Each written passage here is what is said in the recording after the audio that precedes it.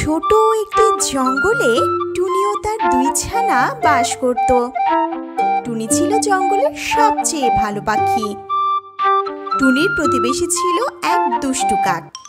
কাক ছিল অনেক অলস, সে সারাদিন ঘুমিয়ে কাটিয়ে দিত আর তার বউকে দিয়ে সব কাজ করাতো।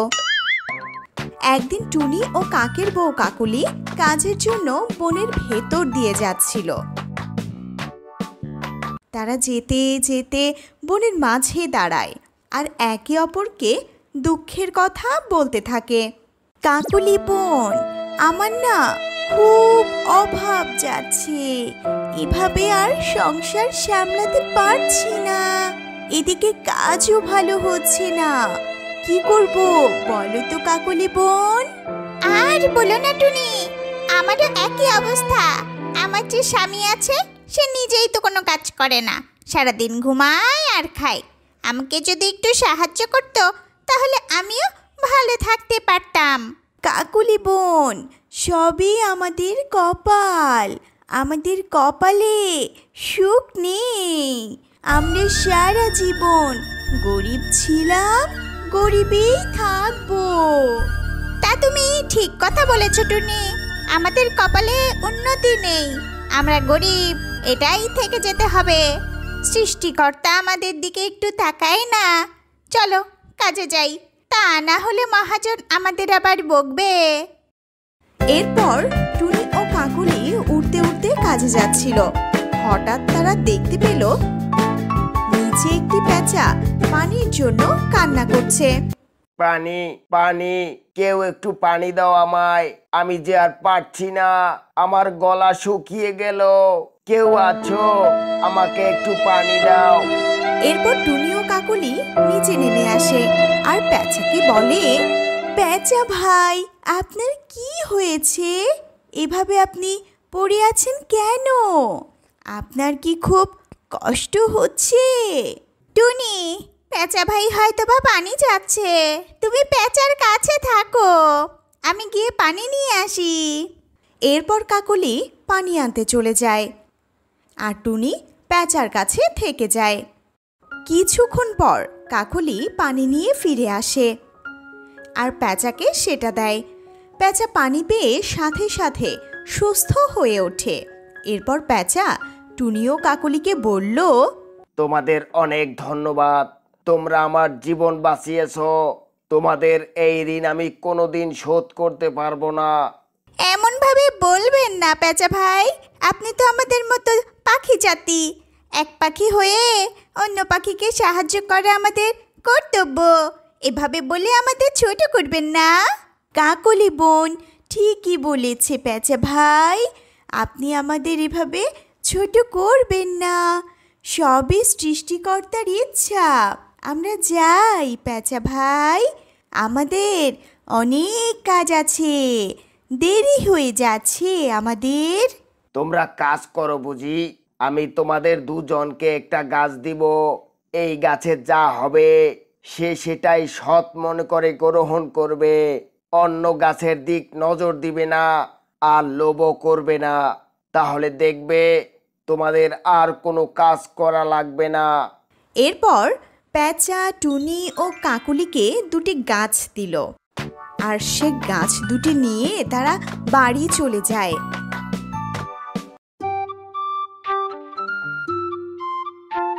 এরপর টুনি গাছটিকে সুন্দরভাবে মাটিতে রোপণ করে দিল আর অন্যদিকে কাকলিও সেই গাছটিকে রোপণ করে দিল। এভাবে বেশ কয়েকদিন কেটে যায়। হঠাৎ একদিন টুনির গাছটি বড় হয়ে যায়। এদিকে কাকলির গাছটি এখনো ছোট রয়ে গেছে। এটা দেখে কাকলি অনেক রেগে যায়। তারপর কাক ও কাকলি টুনির বাসায় চলে যায়।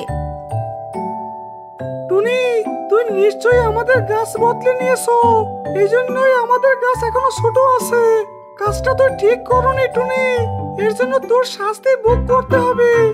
কাক ভাই, তুমি এমন বলো না, আমি গাছ বদলাইনি। কাকুলি বোন আমাকে যেই গাছ দিয়েছে আমি সেইভাবে সেই গাছটি লাগিয়েছি।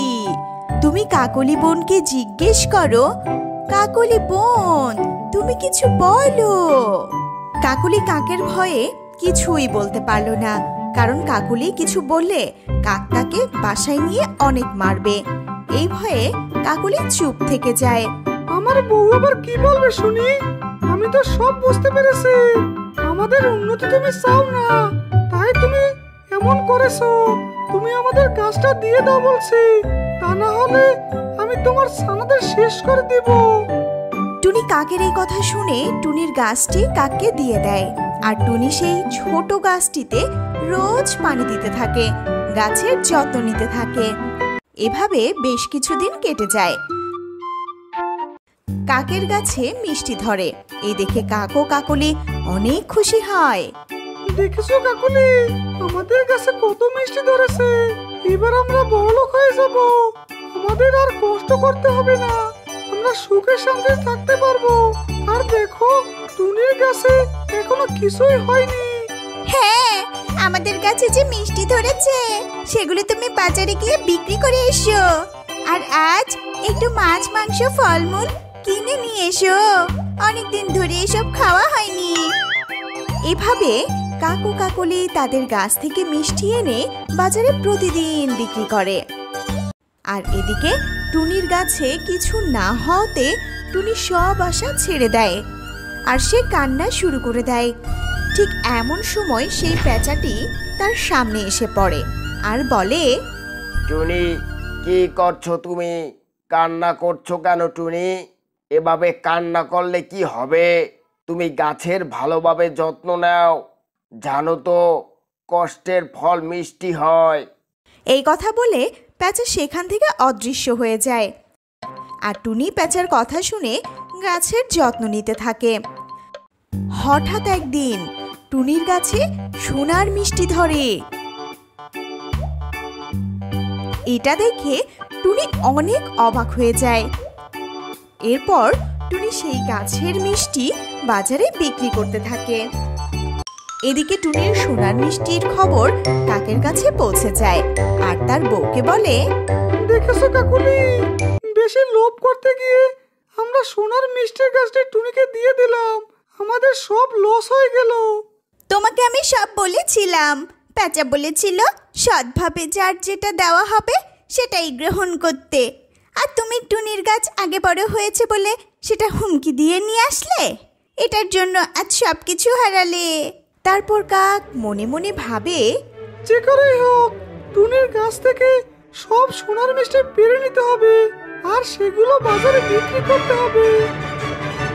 এই ভেবে কাক রাতে টুনির বাগানে আসে। আর সে যখনই সোনার মিষ্টি পাড়তে যায়, সাথে সাথে সেই গাছ কথা বলে ওঠে। এই পাজি কাক, তোর সাহস তো কম নয়, তুই অন্যের সম্পদ না বলে নিচ্ছ। তুই চুরি করতে এসেছিস, জানিস না চুরি করা মহাপাপ? কাক এবার ভয় পেয়ে যায় আর বলে, হ্যাঁ জানি মহাপাপ, কিন্তু এই গাছটা তো আমার, তাই আমি এই গাছ থেকে মিষ্টি নিতে এসেছি। আমি মিষ্টি নিয়ে যাব, কেউ আমাকে আটকাতে পারবে না। এই কথা বলে কাক যখনই আবার মিষ্টি পাড়া শুরু করলো, সাথে সাথে সেই গাছ একটি ছুরি দিয়ে কাকের মাথা কেটে দিল।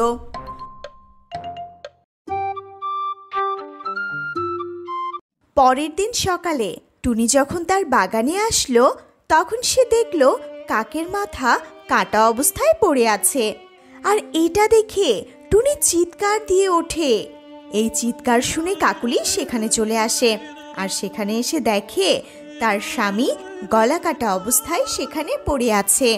এই দেখে কাকুলি কান্না করতে থাকে। তখন গাছ বলে ওঠে, কাকুলি, তুমি আমাকে ক্ষমা করে দিও। আসলে তোমার স্বামী অন্যের জিনিস না বলে নিচ্ছিল, আমি মানা করেছি, তারপরেও সে আমার গাছ থেকে মিষ্টি পাড়তেছিল। আমি বাধা দিয়েছিলাম, সে শুনিনি, তাই আমি তাকে মেরে ফেলেছি। সে তার পাপের ফল পেয়েছে।